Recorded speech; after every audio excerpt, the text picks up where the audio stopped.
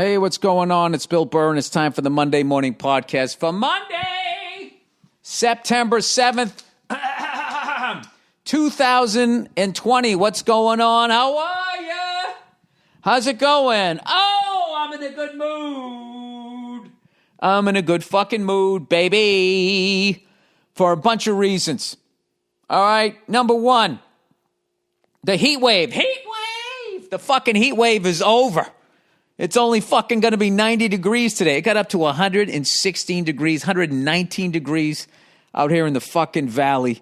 And I was sitting there, you know, all these people like on Instagram or text. I got like both my air conditioners on. And I want to be like, well, if there's any way you could only have one on, you know, people who cranked their fucking ACs yesterday, you know, I get, if you got a window one and it's just, yeah, I get that. But fucking rich cunts, all right? People who got money who just still said fuck it and kept their entire goddamn place, you know. I kind of got into it with my wife a little bit yesterday. I was just like, look, let's just have the fucking AC on, stay on this floor, and we'll just shut it off, you know, on the bottom floor. What if I have to go down there? Then fucking turn it on. It's 119 degrees out. Because of people, partly because of us. Can we just fucking agree on that? This was the hottest day I've ever experienced in my life. This weekend was just like, it was, I can't even describe the level of fucking hot that it was. It was just, it was 120 fucking goddamn degrees. But fortunately, California's passed a law. I guess in a couple of years, all the trucks have to be electric. So my fear is that we're moving way too goddamn slow. It's unbelievable. It's really fucking amazing to me, the fucking decisions that human beings will make with just when money is involved. Like, well, I mean, this is going to be great for your children. Yeah, but is it going to cost $40 more? Forget it. I ain't fucking doing that. I'm not doing that. Like this, and there really is no solution to it. There's just no way to get people out of this fucking mindset. And it's just because I really believe in my heart of hearts that crazy people are attracted to power and nice people don't want power. So then what ends up happening is nice people end up working for / listening to crazy people. Okay?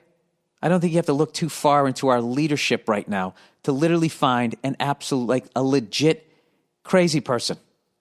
A fucking crazy person. And then you're seeing people ignoring that the dude is crazy. I'm not talking Mike Pence. I love that guy. That guy looks like fucking Race Bannon from fucking Johnny Quest. That guy looks like he's got his fucking marbles together. But people are so into their ideologies and their fucking pocketbooks that they will look past anything. I mean, this is like just as far as just, being in the public eye a little bit and watching my friends who are in it more than I am, watching them handle shit when all of a sudden they get in trouble. I just, as a fucking person who's a little bit out there, I have to see how Donald Trump is going to, I think he's already handled it. Like, you would think that calling the troops a bunch of suckers and losers, that especially when your fan base is patriotic and so many of the troops are Republican families and that type of shit, how the fuck he's going to get himself out of this. I think he's going to do what he always does. He's going to lie. He's going to say it's fake news. And I think the people on the right have just so bought into this guy that they're just going to look past it. They're not going to give a fuck. It's like sports fans, except this actually counts.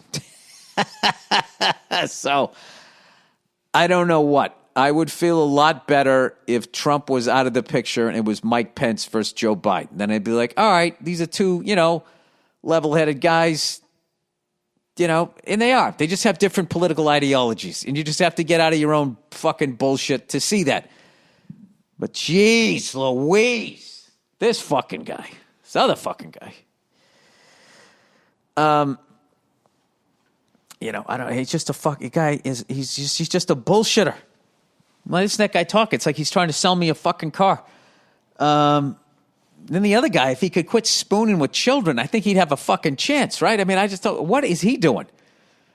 I don't know. It's a crazy goddamn time. But it's also a great time because it's September 7th. We are 3 days away from put it up. The NFL starting back up again. You're going to get to see Tom Brady with Gronkowski back in new uniforms down in Tampa Bay. All right? You're going to be able to see the guy that we got. I got to wait till the season starts. And I don't know what the fuck's this. Cam Newton with Bill Belichick. One's in the NFC, the other's in the AFC. They're on a collision course. And oh, by the way, let's not disrespect the defending Super Bowl champions, Patrick Mahomes and the Kansas City Chiefs. I think that they're going to have a chip on their shoulder being like, whoa, wait a minute. How come we're not the story? We're the returning champions, and you guys are going to try to sell this Hatfield and McCoy shit without us? So I'm looking for them to come out feeling disrespected. I'm looking for Kelsey to dance even more than he normally does when he gains 1.5 yards, stomping all around the field. Kidding. Not really, though. But if I do play fantasy football, I'm definitely drafting that guy. It's probably too late to start, isn't it? I don't know, Bill. Maybe if you fucking played it, you'd know some more of the goddamn players. Anyway, I'm very excited about that. And I'm also excited because the New York Islanders beat the Philadelphia Flyers. I really enjoyed that. I have this weird relationship with Philly sports teams. Is I like all of their teams. It's just their fans are such cunts that it just... Like, one time I went to a Boston Bruins game. I took my mother to the Fleet Center to watch the Bruins against the Flyers. And these 3 fucking Philly fans sat behind us, and they were such rude assholes. And they knew they were doing it, and they knew it was bugging me, which made them do it even more, that I just take joy. I just take joy in the fact that those 3 guys are fucking miserable right now. And this song goes out to you. Have you ever seen the Flyers win the cup? Have you ever seen the Flyers win the cup? If you have, you must be crying because you know you're close to dying. Have you ever seen the Flyers win the cup? Woo! Joe Bartnick taught me that song, and I will sing it, 45 years in. Yeah, do you realize what that means? That means if you were 45 years old the last time the Flyers won it, you're probably fucking dead. Most likely you're dead. I mean, that's some fucked up shit. Can you imagine? You're a little 12-year-old kid. Oh, boy, they won back-to-back. Oh, this is going to be amazing. Now I'm 13. They won it again. This is what my life's going to be. And now you're almost 60 years old. And I'll tell you, it could not have happened to a nicer fan base. I do love the Flyers, though. I do love those colors. And I do love the way that they played all those years, beating the fuck out of people. I loved it. They're fans, though. It's just, you want to feel bad for them, but then you get around them, you're like, nah, these people, they kind of deserve it. I mean, the fucking 1983 Philadelphia 76ers is my favorite NBA team of all time. I fucking love that team. And like I said, I've been saying it forever. I put them up against the 96 Bulls. I think that's the greatest matchup. Come on, Moses, Maurice Cheeks, Dr. J, Andrew Toney. I'd put Bill Cunningham up against Phil Jackson. I would do it. Just that foregone conclusion that they would just beat anybody. I don't buy it. Moses Malone down low against fucking what the fuck was the guy's name? Not Luke Walton. Who they had? They had was Luke something or other.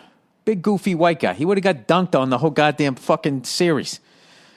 Whatever. Shut the fuck up, Bill. Okay, can you even hit a layup? No, I can't. I just like talking shit. I missed the F1 race yesterday. That was evidently the one that I wanted to see. Let me finish talking fucking hockey here. So the Islanders, first time since 1993, the last time the Canadiens won a Stanley Cup, and the last time a Canadian team won a Stanley Cup, which is why I was rooting for Vancouver.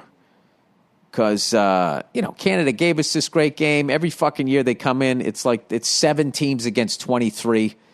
It's getting ridiculous. Although it's been a 30-year drought, so one of you fucks should have won it by now. And, what's better than seeing Canadian people happy?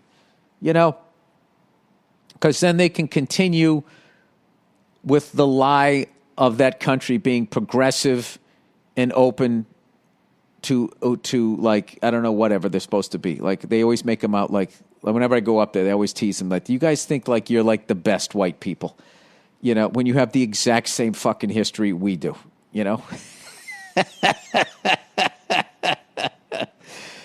So, anyway, yeah. Philadelphia Flyers, 45-year drought. Vancouver Canucks lose to the Vegas Knights. They've never won it. They've been in the league since 1970. 50-year drought. Buffalo Sabres, 50-year drought. And then the leaders of them all is the Toronto Maple Leafs, 53-year drought. Special mention to the California Golden Seals that later on became the Cleveland Barons, who never won anything and then folded. At least these other teams are still out there. The Kansas City Scouts are still out there via Colorado Rockies, and now they're the New Jersey Devils, and then they ended up winning something. And I wonder if anybody in Kansas City even realized it. There's probably a couple of diehard fucking Scout fans out there that were happy in 1995. All right, Bill, you've established that you have no life, and all you've been doing is watching sports. Yeah, and I missed the Italian Grand Prix Formula One race yesterday. Congratulations to Pierre Gasly. I think I taped it. I have to watch it. If you asked me to say that guy's name, I wouldn't have known it because he's always in the back of the pack, the middle of the field or whatever, just because, Mercedes has all the fucking money and these other teams can't get enough money to compete. It's not Mercedes' fault. It's nobody's fucking fault. I don't know. They got to do like revenue sharing or something like they do in football. Because if you look at if you're a New Orleans fan, right? You watch the Saints every year. You're like, we got a shot winning the Super Bowl. You go to a Pelicans game. It's like, let's go see Zion while he's still here. We all knew Anthony Davis was going to fuck. You just know that, eventually, if you have one of the best players in the league and you're in New Orleans or you're in Charlotte or Orlando, eventually they're just going to end up on the Lakers. That's how they do their business over there. I don't get it, which is why I'm absolutely thrilled with the Miami Heat playing the way that they're playing, even though they finally lost. As long as the Lakers don't win it, I've just given into the fucking pylon team, and I've kind of given into the fact that the Celtics are always going to be on the outside looking in when it comes to that, just simply because of what we're offering versus what the Lakers can offer. The Lakers can offer, let's say the Celtics will offer humidity, winter. Women average is probably a 6, and over-the-top racism, where LA can offer a dry heat 12 months out of the year, except 120 degrees. That might be tipping in our favor. You can bang movie stars and models, and over-the-top racism. We're not going to win that fight. LeBron, the Anthony Davises, the Kobe Bryants, the Shaqs, the Phil Jacksons, they're going to go to L.A. They don't want to button up after a game. They want to unbutton their shirt down to their navel. And wade into that sea of fucking top shelf pussy. That's what they want to do. We can't offer that in Boston. We can't compete. Although we're doing a hell of a job. Danny Ainge, working with what he has to work. We're doing a hell of a job. And, we bought one championship. Every team gets lucky. We bought it in 2008. Took a page out of the Lakers' fucking playbook. If you can't draft it, buy it. One of my favorite things over the last couple of years was listening to Laker fans complaining about Kevin Durant going to fucking the Warriors. It's like, hey, now you know how everybody else feels. Watching Kobe, Shaq, and Phil Jackson all going out there. I mean, that was fucking ridiculous.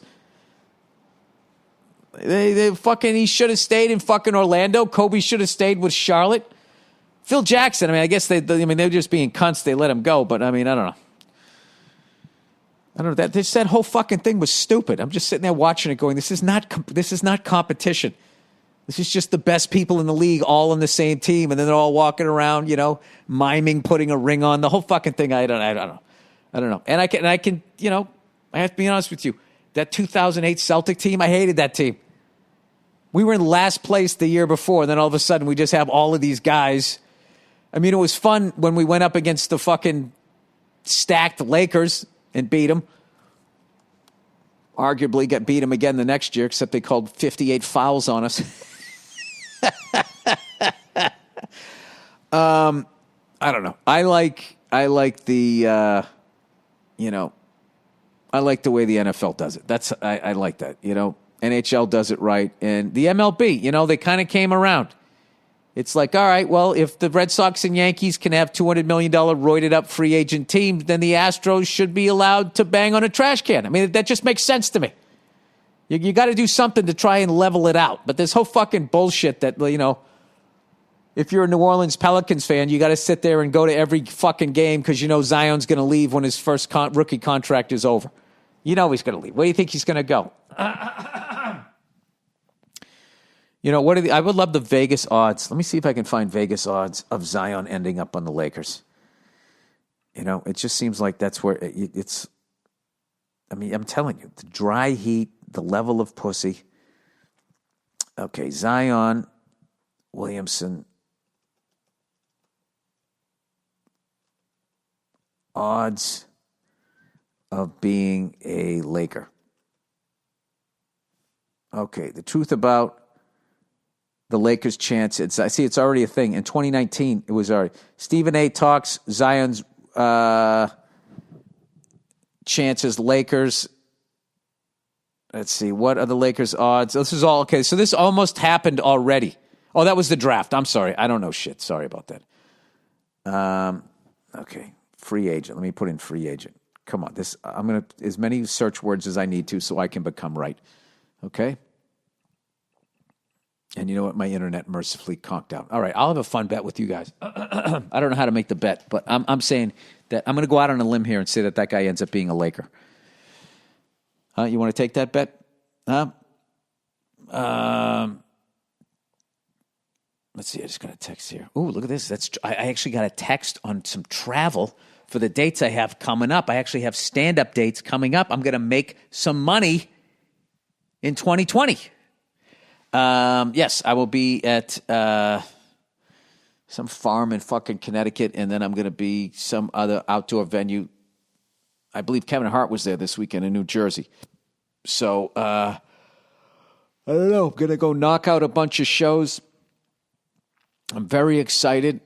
I've been looking around, I don't know, at some of these. I'm hoping, because the East Coast seems to know how to do these shows, which means eventually the Midwest and the West Coast, the South, everybody else, Pacific Northwest, they're all going to figure out how to do it. And I'm just going to have to do like what I used to do. Rather than doing one big show, I'm just going to have to do 10, 12 shows. But you know what?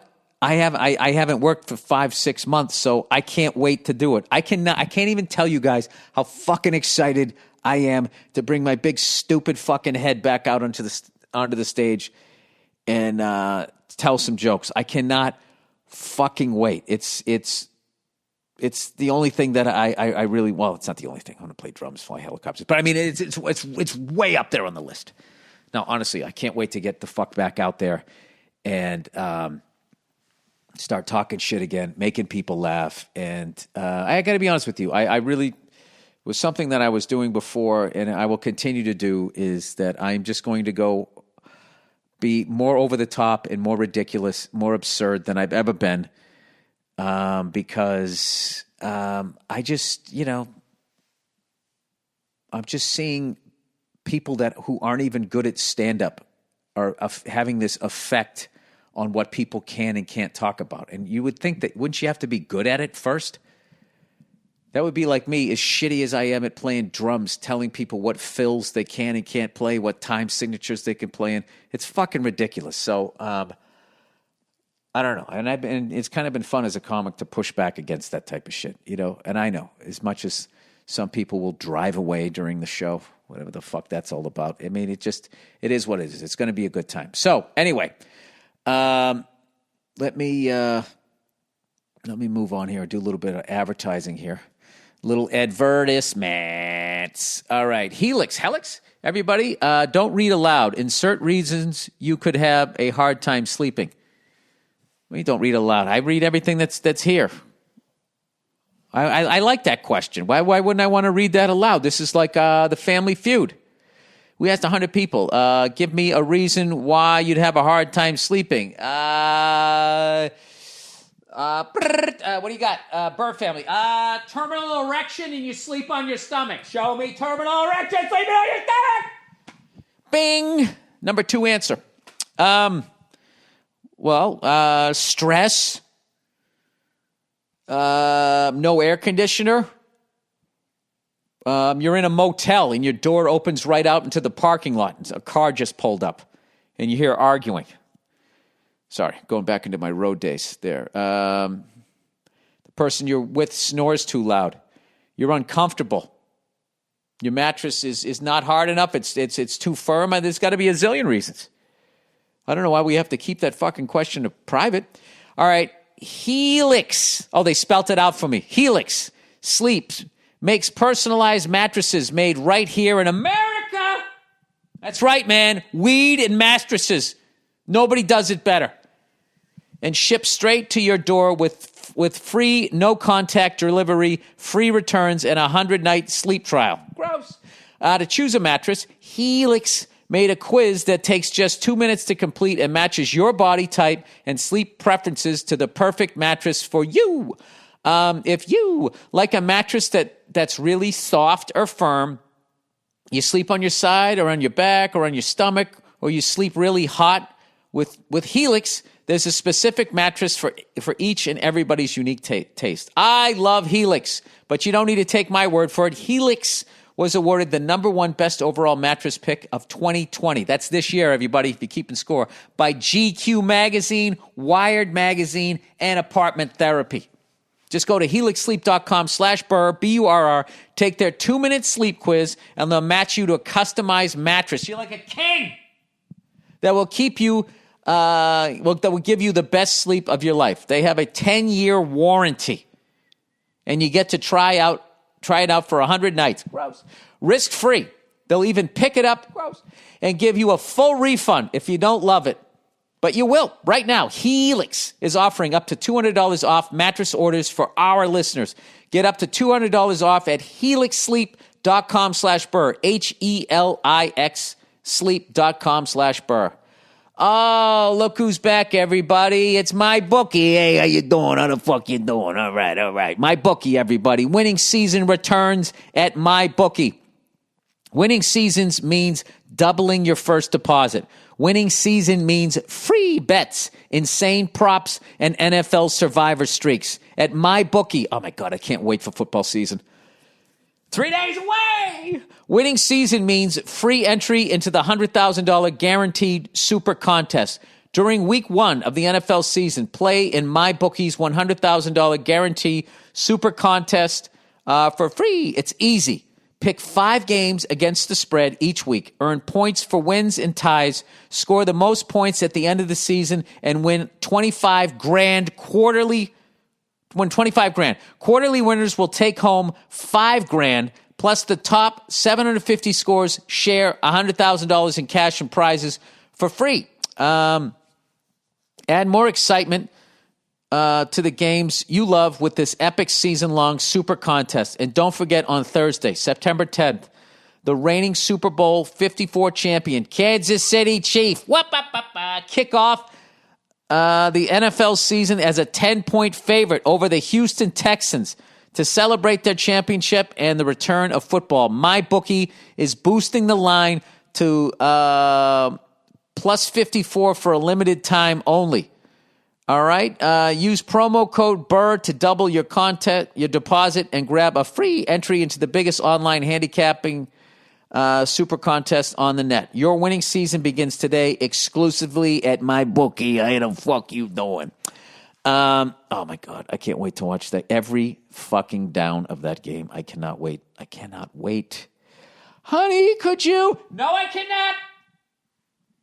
You know what? This is what you got to do. You got to talk to your wife right now and just say, listen, sweetheart, you're the love of my life, but come, all right, 7, 8 p.m.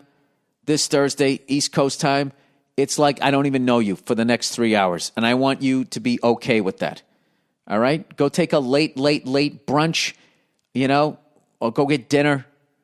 Go upstairs, go downstairs, but get the fuck away from me unless you're as excited about this as I am. And then, if that's the case, we can watch together and bang during halftime. All right. This is. I guess we're done with the reads. We're going. Geez, we're jumping right into it here. We're jumping right into it. I thought the next advertisement was called the caste system, and I was like, that sounds like that's a weird name for a company. Unless they're, this is like Invisalign, like, that do-it-at-your-home Invisalign, if they had the caste system, like do-it-yourself cast. You're tired of breaking your limbs and having to go down to the doctor to let this son of a bitch, highfalutin, superior, elitist guy set your bones back in place. Wouldn't it be great if there's a home system?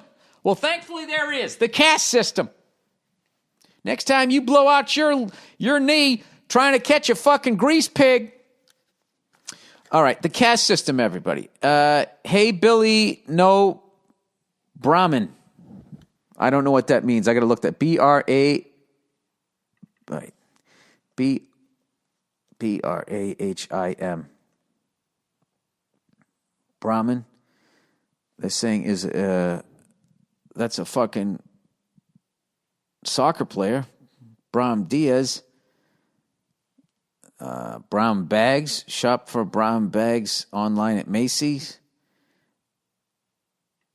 What the fuck is a Braham bag? I don't get it. I like when you guys insult me. It's worse when I should have said Billy no brainer. No brainer having? I don't know. Jesus, Bill. Just read it. Okay. Hey, Billy no Brahmin.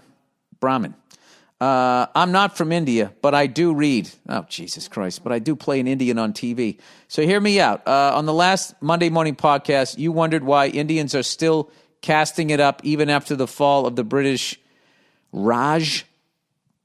The simplest answer. Now I'm taking all of this with a, wait a minute. Is that like a Birkin bag?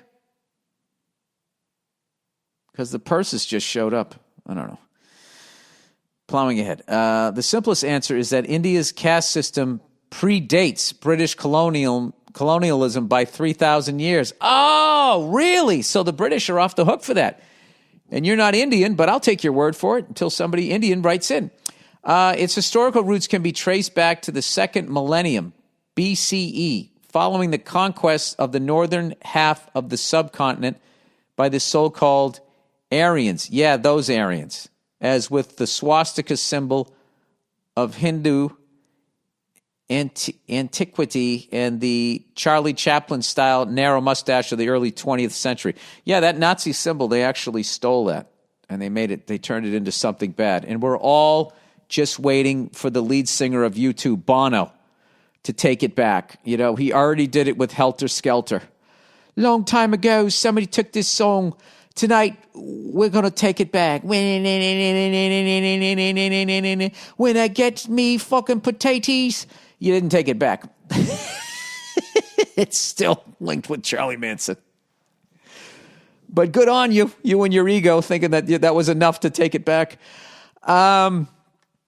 Nonetheless, way back when, there was indeed a group of steep nomads who conquered large swaths of Eastern Europe, along with the modern-day Iran and northern India. I believe it was called Persia back then, right? Think of them as the first Mongols. Nice. Good for them. But how do we know But how do we know about them apart from the studying their descendant languages? I'll get to that in a second. I love that you thought I was smart enough to ask that question. So ignoring about 30 centuries of history, let's jump to the middle of the 19th at the height of the British Empire and wonder, not why did the British impose the caste system, but rather why didn't they abolish it? Again, the simplest answer is convenience. Ruling a population of 200 million people on the other side of the world is no easy feat. Better to graft the necessary administrations onto the already existing customs that try to replace them than rather than try to replace them wholesale, right? If they're oppressing each other and you want to oppress them as a group, just leave what they have in place. Of course, modern scholars have taken the Brits to task for codifying India's caste system and implementing it in their colonial laws, and have even argued that the caste system wasn't nearly as rigid before British rule.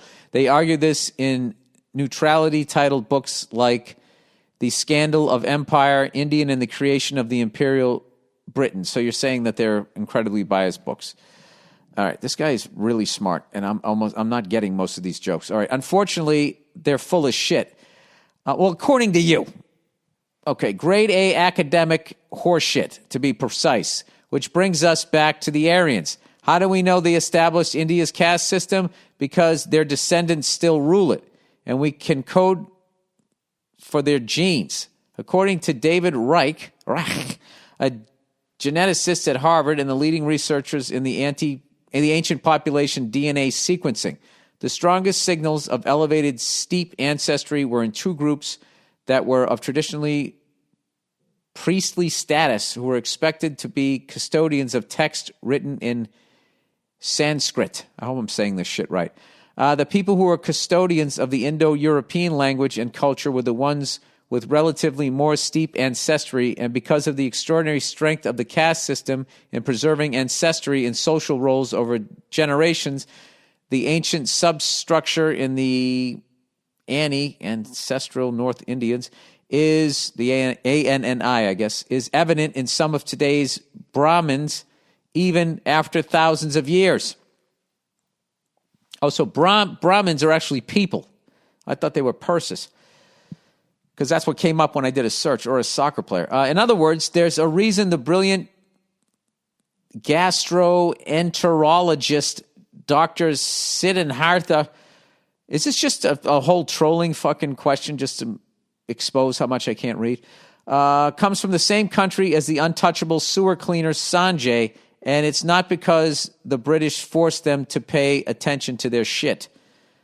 All right, so he's saying basically it was already there and was implemented by the so-called Aryans. Yeah, those Aryans, as with the swastika symbol on Hindu antiquity, Charlie Chaplin, the early 20th century. All right. Okay, well, that's interesting. I think I need to read more than that. I mean, I'd have to read that another 10 times to understand most of that. But from what you're saying was it basically already existed, and then they just worked with it, and now people are giving them shit for not abolishing it while they oppressed people. Is that what it was? Is that what just happened there? I have no idea what just happened there. All right. Twitter fuckery. All right. Hey, Bill, saw this tweet and it made me think of you. I'm starting to believe we're a country of suckers falling for the oddest crumble society play in the book. Love you, love the podcast. All right, somebody tweeted, having traveled across the U.S. over the last 2 months, new place every week, coast to coast, it's terrifying, all in capitals, to see how Twitter adjusts its news and spin based on your location. Even if it knows your personal algorithm, affects everything from which comment you see first, oh wow, to ads, to what's trending. I always knew this information approach was a thing, but to experience that dramatic a shift from state to state in such a relatively short amount of time was incredibly eye-opening. Who is reading what and why? Well, that would explain, the divide. I think, social media, 24-hour news networks like CNN and Fox News, they've pitted us all against one another. And how do you think it's working out, everybody? I don't think it's been a good thing. We can't even get on the same page with the goddamn virus that's affecting all of us, killing all of our grandparents, potentially. Yeah. I don't know that it's done. I think it's done for monetary reasons, though. I don't think it's done to divide. I just think that, the greed of just going after the dollar and not wanting to piss people off and just giving people what they want to hear or you think that they want to hear. I think that they're doing it because of that. But then you combine the fact with when you go on the internet like me right now, like you don't need to have any qualifications whatsoever. And if you deliver something with confidence, people believe that it's true, especially if they want it to be true. So it's very, very crazy. So what you could do is you could be like me and just completely tap out. It's weird. I'm on social media, but I'm not really paying attention. There's a few comics I follow, obviously. But, I pretty much watch stuff. I watch musicians. I watch animals fighting each other. Bear versus moose. I watch all of that shit. I watch a lot of shit on old cars and pickup trucks, specifically motorcycles, racing. And what I hate is if I try and do anything about fitness, then the next time I go into my search, it's all fucking booty models and all of that. And then I look like I've been watching fucking porn, which I haven't been doing since May, and I don't even think about it anymore. I think I was addicted to porn for the better part of 20 fucking years. Once it became free, it's like when you first move out. And you're like, wait, I can go to the grocery store and buy what I want to buy, and you start buying bags of Oreos. I can have as many as I want, That's what free porn was. It was the fucking porn version of that. But I got to tell you, it's a great thing. It's a great thing. It sucks for 3 weeks because you got to fucking reboot your brain. Did I actually have the ability to use my brain to come up with different scenarios when the computer's been doing this for me? Yeah, that part of my brain got lazy. So, I don't know. Maybe that was an overshare, but I'm just saying you can get off porn. I even got uncomfortable halfway through. I was trying to figure out how to word it. I don't know what to think about if I want to jerk off because you've been doing it for me. That's what I was basically trying to say. There we go. That was the streamline. All right, flyover states. My favorites. My favorite.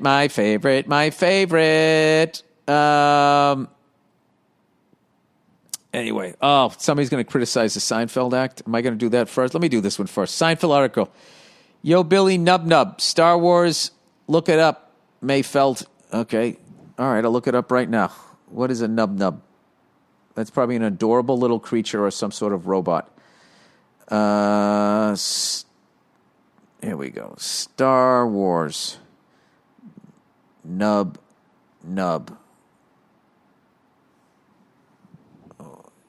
Yub Nub is one. This guy wrote Nub Nub. What does Yub Nub mean?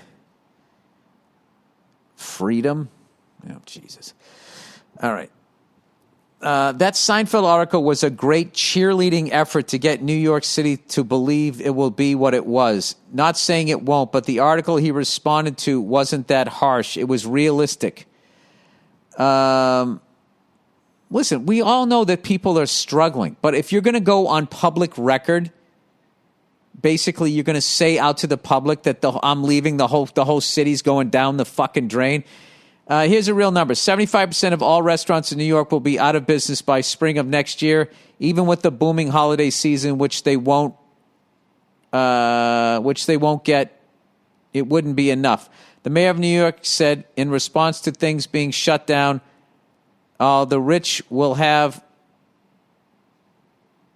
You missed. Come on, guys. You gotta proofread these. I guess the rich will have to order takeout. That's ignorant political bullshit. I have 4 friends who have already had to shut down. 2 are owners of 2 separate restaurants, and the other. Yeah, buddy. We all know we're going through difficult times. It was just great for somebody to say we're going to be back. Well, let me ask you this: these people who are going, are they never going to own a restaurant again? Are they never going to work again? Okay, we've gone through shit like this in the past. And all he was saying is that, I mean, God forbid somebody says something positive. And now what you're going to do is just go all negative and just say that you're being a realist. Seinfeld was also being a realist.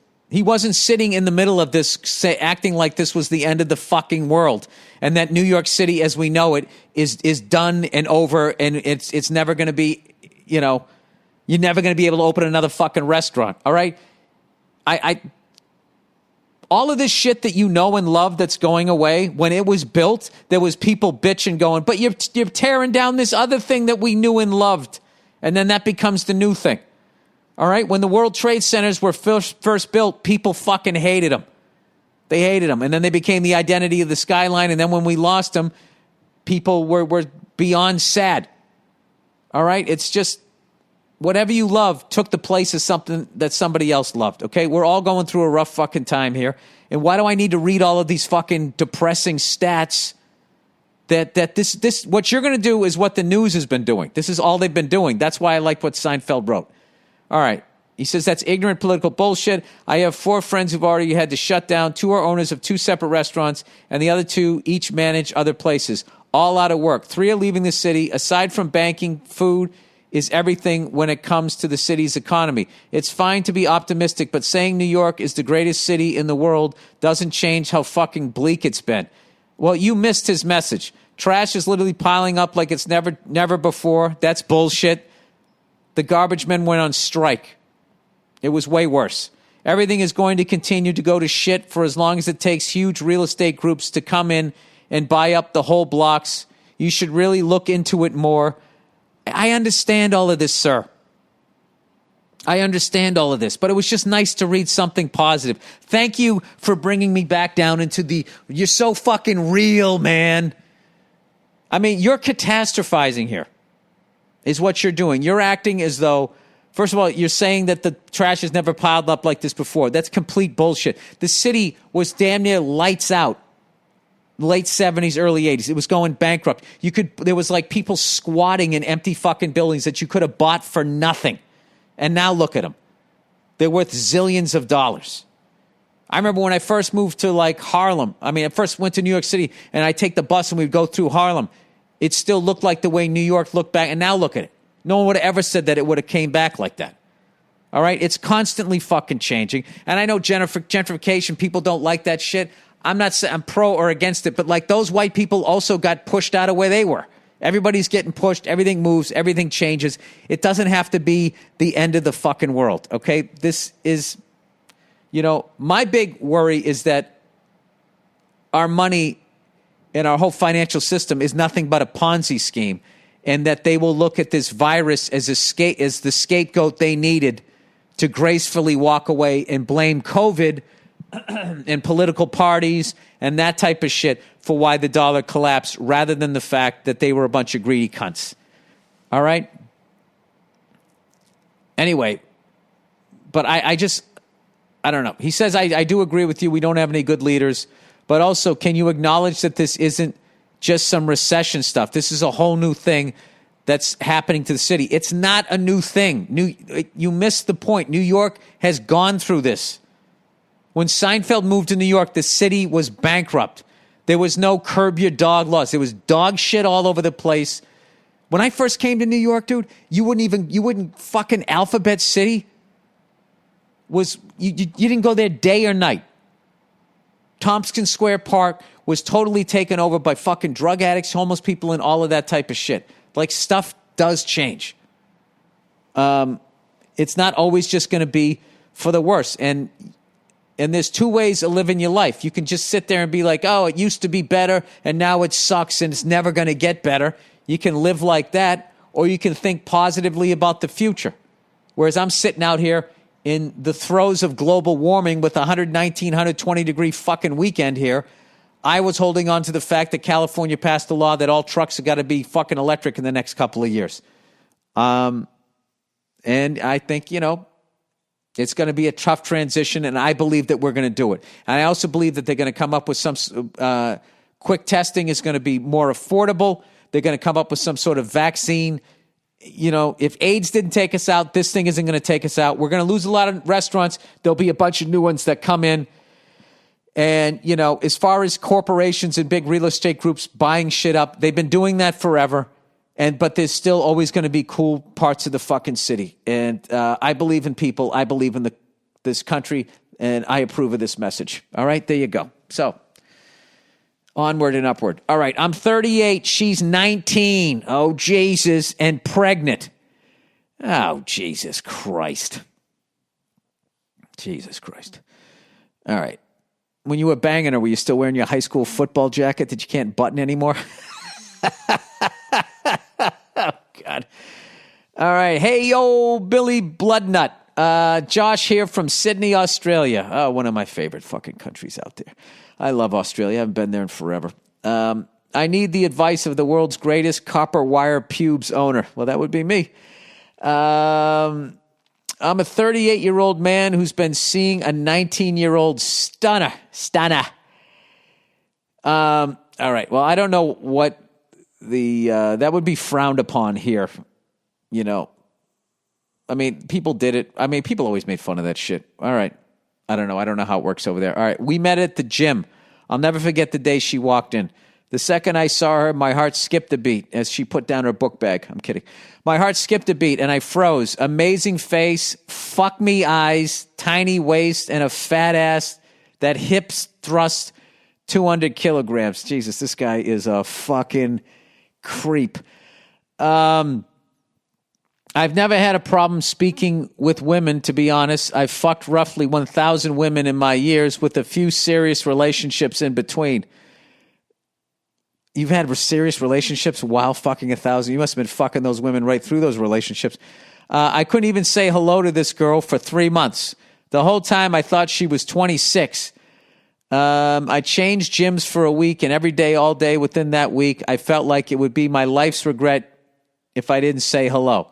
I swallowed my fears, probably from building her up in my head that 3 months, and went back to the gym and finally said hello. Her response was the same as my energy.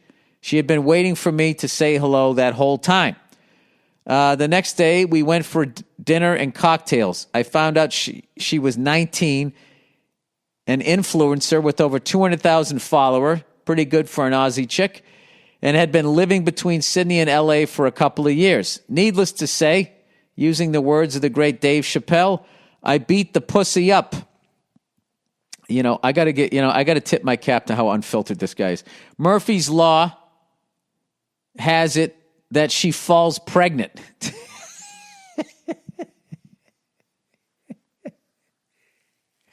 I don't think that's Murphy's Law, buddy. I think that's the law of nature. If you don't wear a condom and she's not barren and you fucking bust in her, yeah, that could happen. That's not Murphy's Law, dude. Let's not blame the Irish for this one, too. All right, we came to the decision not to go through with it. Over the weeks, she went to scans so they can determine dates and when to do the deed. Over that time, she grew attached to the pregnancy by seeing the heartbeat. Yeah, and the pictures, exactly. And ultimately decided to keep it. Well, good for her. Over the weeks in that meantime, I struggled with the age difference. Oh, now you struggle with the age. You never fucking struggle when you fucking busted a nut in her. The major reason being I have a 5-year-old son to one woman and an 18-year-old daughter to another. This guy is a fucking piece of work. They're the same age. Your older daughter. Yeah, it's the same age. Billy Big Balls, what the fuck do I do? Well, there's nothing you can do. He goes, my daughter doesn't know. Well, you got to tell her. I've told my besties, and they're all like, bro, you're the king. This is just reading like this isn't real. They didn't go like, bro, you just fucked your life. But I feel like a dud and a bad father. I'd say you definitely have some sort of issues. You might want to go to therapy if this is true. And see why you're banging 1,000 women and fucking... You got a 5-year-old with this one, an 18-year-old with that one. Now you're going to have one with this 19-year-old. Yeah, I would definitely say you got some sort of commitment issues or something. I don't know what, but it's going to cost you. If you were in my country, dude, you'd be fucking broke. If my daughter was seeing a dude my age, it would be the last day she saw him alive. Okay, so... All right, so are you acknowledging that you were a bit of a dirtbag here? But goddamn, what would a bald, emaciated Viking like yourself do? I would raise that kid, and I'd start wearing a fucking condom, is what I would do. Stay blessed, stay healthy, stay being awesome. Everyday listener to something of your work for years now. Yeah, buddy, listen, dude, you got to get your dick under control. Your dick is fucking your life up. You don't have control over it, and your dick is deciding what you're going to do rather than your brain. Because if you looked at all of that on paper, if you talk to the younger you, now I know you love your kids and everything, okay, didn't you wanted to find, I don't think that you wanted to have a bunch of kids with a bunch of different women. I mean, that makes it really difficult, but I mean, it is your life. So what I would do is I would man up to what you did. I would tell my daughters about it. I'd go to therapy if you agree with what I'm saying. I would start wearing a condom. I try to get with women my own age or within reason. You know what I mean? I mean, okay, I'll go with the fact you thought she was 26, but when you found out she was 19, not only do you still go, I guess you found out on the day, you still bang her, you bust a nut in her. I mean, those were, what's the nicest way of saying really fucking stupid moves? Yeah, buddy, what are you doing, man? I'm getting stressed reading this whole fucking thing. That's what I would do. I mean, you gotta raise this kid is what you gotta do. I don't know where your now soon-to-be 3 kids live. I would pick an apartment right in the middle of all of them, and I would dedicate the next 20 years of my life to making sure that 5-year-old and that your new kid don't have daddy issues, so they don't go to a gym and bang some 38-year-old without a fucking condom. All right, good luck to you, brother. All right, flyover state. Dear Bill, I live in what is often referred to as a flyover state. I appreciate you defending us and calling out people who use it. I fucking love it, man. Those states are great. They're not overly populated, and they're fucking beautiful. Dude, you give me a lush green topography with a fucking lake, and no traffic, I'm sold. Anyways, I appreciate you defending us and calling out people who use it. Not so much the phrase, but the dismissive tone it's used by some. The way you talk about something eventually informs how you feel about it if you're not careful. I'm not saying everyone in my place of the world is the most progressive person you ever met. Hey, dude, I live in L.A. L.A. is not the most progressive place either, including people who think they're really progressive. You can get so progressive, you can get fucking crazy, and you can go so far the other way, you're at a neo-Nazi meeting, which I can do all of that within fucking a half hour of my house. Just as many bigots in large cities from my experience. That is 100% true. They just know, I've missed a sentence. I'm not saying every my place is progressive person, most progressive person you ever meet, but damn, if that's not an ignorant part of the stereotype. Just as many bigots in large cities from my experience. That has been my experience, experience of some of my friends or whatever. It's just like some of the wild shit that people have said, I've had said while being in the middle of nowhere, Florida, Chicago, everywhere. I've heard it everywhere. I just want to let you know that in my country, we've had 3 cases of COVID in the last 3 months. 0 deaths since it started, and never had crowded hospitals. My mother has worked at the largest hospital in the area for almost 40 years, so it's not just some shit I read on the internet. We live clean and eat organic and all that good stuff without even trying. From what I can tell, people in cities spend lots of money to avoid bad food. Yes, we do. We don't need a Whole Foods out here. People just give you stuff from their gardens because they got so much of it. You could say we're almost like socialists in that manner. Yeah, we got fast food and bad habits too, but it ain't worse than Jack in the Box, Yak in the Box, he said, and whatever else you got to settle on. We got third-generation burger stands instead. Love your podcast. Yeah, that's awesome, man. I really am... I'm sold on it. I went on Zillow and looked at some places.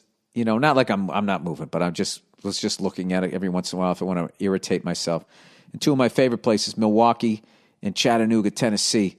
And I found this place in Chattanooga, Tennessee, because I always just see what's the most expensive house I could buy out here. And I found one out there for like just under $3 million. It was 19,000 square feet. It had a half court of basketball. It had an indoor pool that when they took a picture of it, it looked like you were in a dated hotel. The decor needed a little dressing up, but it was fucking ridiculous. The house was huge. You were up on a hill with a view. That house would be $100 million out here in L.A. So there is something to say about being out there, but like... to be honest with you, I just wouldn't want to be an interracial couple living in the middle of fucking nowhere because I just don't need those fucking, you know, the yahoos out there are pretty fucking scary. So, but having said that, I'm a huge fan of a bunch of these cities that I've gone to, and now I'm actually looking at even smaller places, and I find the smaller I go, the more I like. Last year, when I went down to, and I stayed on that lake, and we went to a Clemson game. I mean, I fell in love with that place. The pace of it, the lake, the middle of fucking nowhere, people just leaving you the fuck alone, is really just, you know. But, you know, there's also amazing aspects to living in a city, too. But, like, you know. I kind of like when I was out doing that gig in Ohio, I was really just being like, wow, man, I could drive my F-100 around these country roads. Granted, I couldn't do it for a number of months because it's snowing out, but who gives a shit? Just start it up and I'll be fine. I could have a motorcycle out here and not feel like I was going to die every 10 fucking feet. You know, I could fly a helicopter out of this cool-ass fucking airport that's not super busy. I mean, there was just a lot. Fresh air, their fucking dairy farm. I mean, it was amazing. Now, granted, you know, when you just dip in, you don't get like a feel of, you know, what the school systems and all of that shit's like. But I mean, I don't know. I get why people live out there. All right, Seinfeld article. I already read that one. 38 and pregnant. 38 and pregnant, you know. I got all of that done. All right, what else we got? Psychedelics and scatterbrain. Oh, Jesus Christ, buddy. I'm afraid to read this. If you tell me that taking psychedelics helps with you not being as scatterbrained, and then I end up like fucking Jim the taxi driver. All right, listen, Bill. I heard you said a few podcasts ago not wanting to try psychedelics because you're already a scatterbrained lunatic. No. What I was afraid is that with all my crazy fucking thoughts that I have, not under the influence of that shit, I don't need it to be walking around in front of me or whatever happens. He said, I'm also a scatterbrained lunatic, and it fucking sucks. Depends on the job you pick. It's great for comedy. The worst is that I'm so self-conscious about it and feel like it's getting in the way of so many things in my life because I always feel mentally different than everybody else, so I decided to try mushrooms. It fucking changed my life for the best, man. By the way, I was going to ask in that. What the hell did I just want to ask? I'm so scatterbrained. I literally just forgot because I always felt mentally different. But do you find though as scatterbrained as you are, but if something captures your interest, like you just all of a sudden get like tunnel vision and become obsessed with it? Because that's kind of how I am. All right. After listening to Rogan and all the positive things he's had to say about psychedelics, I figured I'd give it a try. Made sure the set and the settings was relaxing and removed any and all distractions around me. Swallowed the shrooms and then meditated. The trip was great with a hint of what the fuck. It really felt like cleaning my room, but in my brain. Let me organize all these half-open files laying around and all these heavy, harsh feelings on different things going on in the media.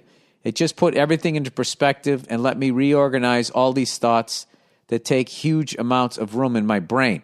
Once the trip was over, a few hours later, my brain was spotless. I then went to bed for the night and had these fucking weird dreams. The next morning, I could instantly feel a difference. I could focus, think clearly, finish projects, and had 2,000% more empathy for people around me. The shit going on in the world didn't affect me, and I felt 100% back to when everything was going well. I was afraid, like you, that being scatterbrained and a psycho would maybe not mix well with psychedelics. He said, I've had an addictive personality also, so was afraid of that. But turns out shrooms are not addictive. It's like a chore, and you're exhausted after a trip. It's really like cleaning your room, and I really suggest it, especially for your brain type, because I fully relate to you. I hope you give it a try and keep you updated. Okay, now go fuck yourself and try psychedelics. All right, I'm in. I'm tripping this week. I'll let you know how it goes. No, I'm kidding. I got 2 kids, man. I can't be fucking... Like, when is it okay for me to just fucking leave my responsibility for 4 hours or 6 hours, whatever the fuck it takes, when I'm on the road? No. I don't know, dude. I've opened a lot of Pandora boxes in my life and that I wish I remained closed. I don't know. It's going to take more than one fucking email. Although, I got to be honest with you, I don't think I've ever listened to somebody who took psychedelics like mushrooms and ever said anything bad about them. Anybody have a bad trip? Anybody... Let's hear the other side. You know what I mean? I want to hear from Trump people. Explain to me why I should still have faith in a guy who says the troops are all suckers and losers. Please tell me that. Okay? Explain to me. Okay? But only if you're going to just address the fact that the guy did say it. Okay? Whatever. I can't say 100%. There is the chance that maybe it is a left-wing conspiracy. But you do know that he did say to inject household cleaner into you to try to get rid of the COVID. And then they tried to cover him and say he was being facetious. Because what a time to be sarcastic during the middle of a pandemic. Whatever, who gives a fuck? I know that's just going to create arguments. All right, that's it, everybody. Go Island. I'm rooting for the Islanders, and I'm rooting for the Vegas Knights. And then I don't know who I would root for. I would be really happy to see the Islanders win number 5. Because when I first started watching hockey, they were the best team out there, and I loved Mike Bossy. I loved that guy. I just loved the way he played. He's one of the great fucking players of all time. And Clark Gillies was the toughest motherfucker ever. And then I loved Billy Smith. I loved the whole fuck. They were just fun to fucking watch, and so that would be cool. But then the Vegas Knights. It's great for hockey if a team this early on has this level of success. It solidifies, their fan base. Their fan base has already gone through the heartbreak of losing a Game 7 in the finals. Didn't they lose that? Stanley Cup? Is it the finals? I have no idea. So I think I would root Islanders, but if it's Islanders-Vegas, I would be happy for both. Tampa Bay Lightning, I totally respect, and Dallas Stars, of course, too, but I'm just being honest here. All right, that's it. Go fuck yourselves. I'll check in on you on Thursday.